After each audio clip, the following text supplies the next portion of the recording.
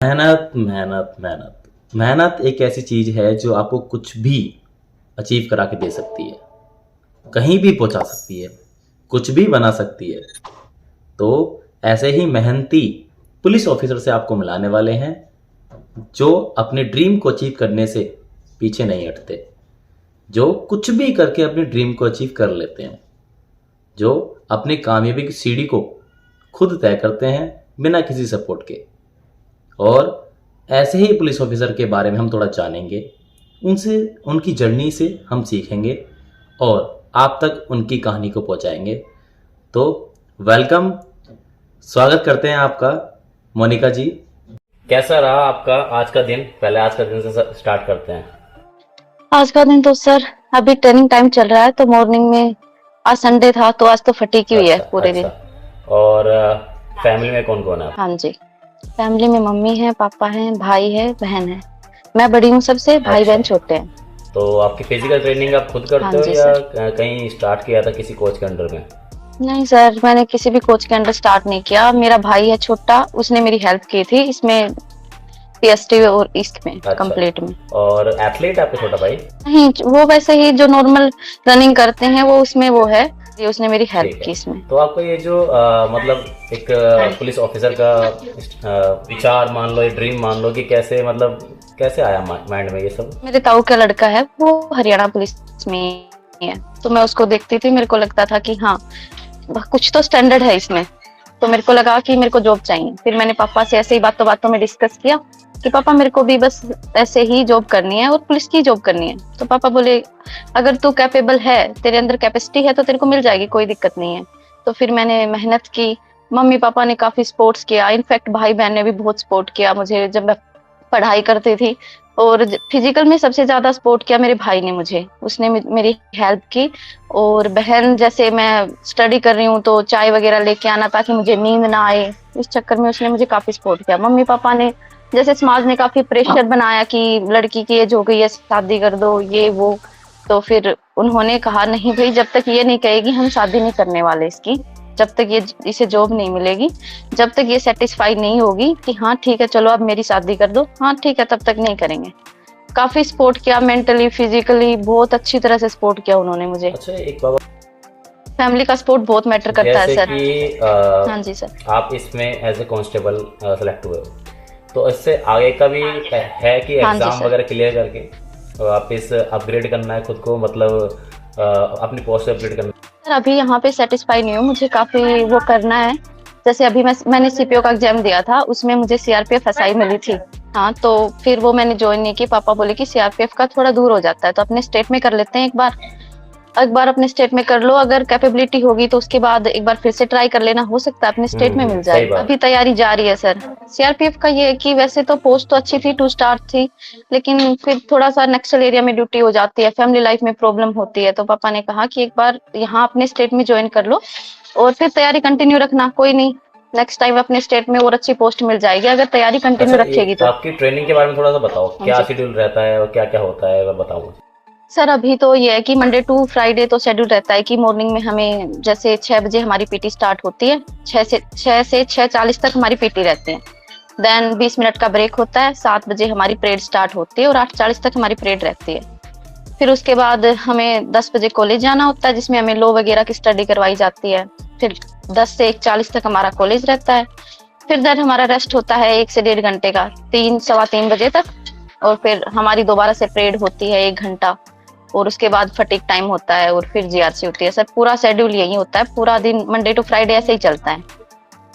Saturday को योगा होता है। बॉडी कितना ट्रेनिंग करने के बाद कैसे रिकवरी करते हो, डाइट पे कैसा? सर अभी रिकवरी का तो ये, कभी तो बहुत ज्यादा थक जाते हैं और कभी ये कि खुद को ग्लूकोज वगैरह से टाइम टू टाइम फ्रूट्स लेना, कुछ डाइट अच्छी लेना, हेल्दी खाना, मतलब ये है कि खाना तो किसी तरह नहीं छोड़ना है, लगातार अच्छा, जितना भी हम अच्छा कर पाए उतना अच्छा कर पाते हैं खुद के लिए। जैसे कि female body according to male body के अलग होती है, ठीक है, काफी अलग होती है।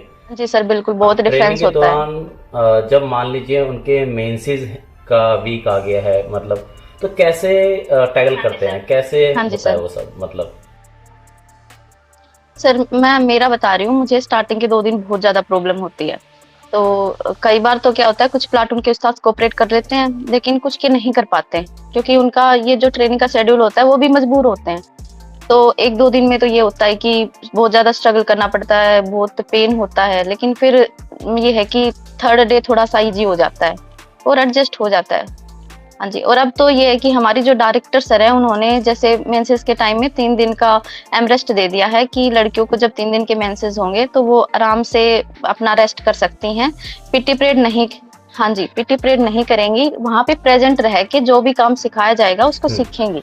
ट्रेनिंग के दौरान आपने ऐसा क्या हाँ जी। अनुभव किया है, एक्सपीरियंस किया है, जो आपको लगता था कि जब आप ज्वाइन करोगे, मतलब आपने जब ज्वाइनिंग से पहले आपने सोचा होगा ट्रेनिंग ऐसी होगी, सुना भी होगा ट्रेनिंग इतनी हार्ड होती है, वैसी होती है, ऐसा ही रहा है सब कुछ, या अलग हाँ जी एक्सपीरियंस सर। है कुछ?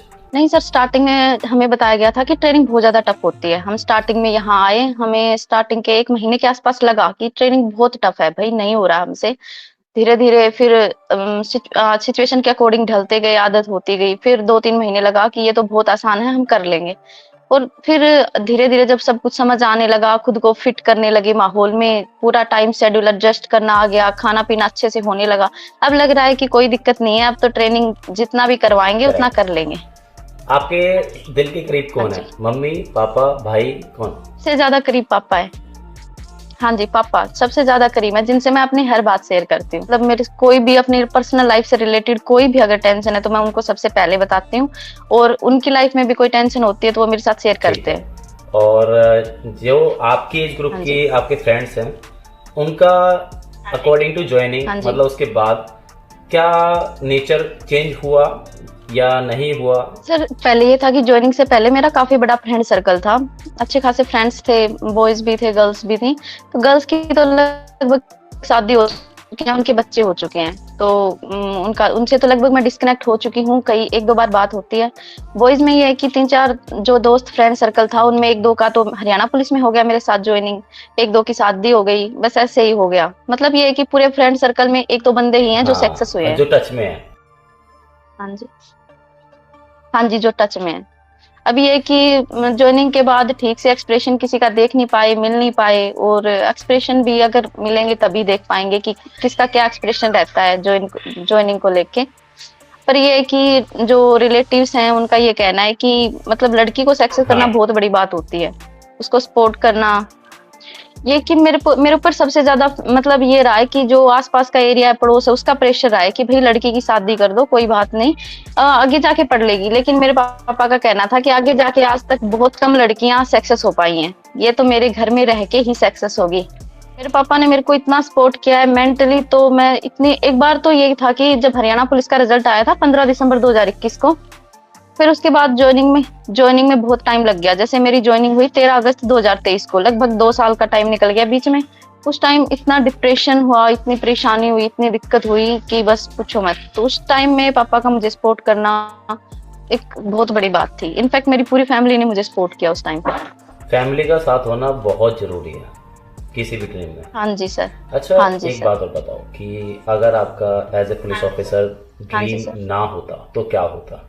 सर, आई थिंक मेरा फर्स्ट और लास्ट ड्रीम यही होता। मैंने आज तक सोचा नहीं कि इसके अलावा भी कोई स्पोर्ट्स ड्रीम में ट्राई होता नहीं मेरा। किया आपने? आप हरियाणा से हो, फिजिकली स्ट्रांग हो। नहीं सर, इस स्पोर्ट्स में कभी ट्राई नहीं किया मैंने, क्योंकि एक तो ये था कि स्टार्टिंग में पढ़ाई में फोकस था, और फिर धीरे-धीरे फिर इस फील्ड में आ गए, इसकी तैयारी करने लगे। फिर लाइब्रेरी से घर, घर से लाइब्रेरी, बस यही शेड्यूल बन गया। फिर ट्राई नहीं किया। फिर जब फिजिकल आया किसी भी जॉब का, जैसे मैंने बीएसएफ में, मेरे को बीएसएफ मिली थी एसएससी जीडी में, उस टाइम पे भी मैंने फिजिकल की तैयारी की। फिर मैंने सीपीओ का फिजिकल भी क्लियर किया, फिर हरियाणा पुलिस का, मैंने बहुत सारे फिजिकल क्लियर किए।